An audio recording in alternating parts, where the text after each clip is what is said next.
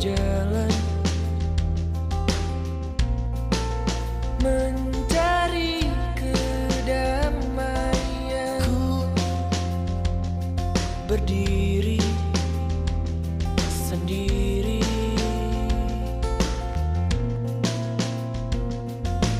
ku berjalan mencari kedamaian. Ku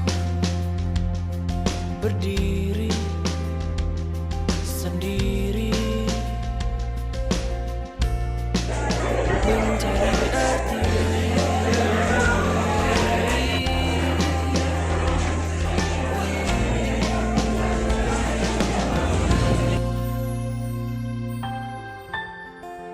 Na na na na.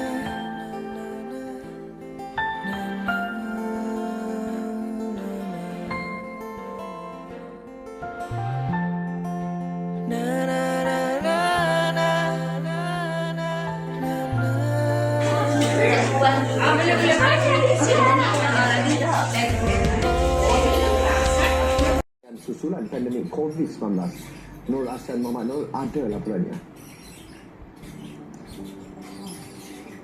Pengarah Jabatan Pendidikan Negeri Terengganu, Kamsah Elias Kamal Muhammad berkata, keputusan itu membolehkan perancangan akademik dan aktiviti kurikulum disusun sistematik.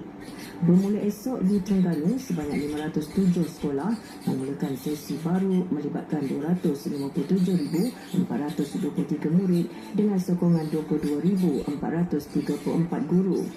Persediaan rapi termasuk pengurusan bilik darjah, penyusunan jadual pengajaran serta aspek kebajikan murid dan guru bagi memastikan kelancaran hari pertama persekolahan.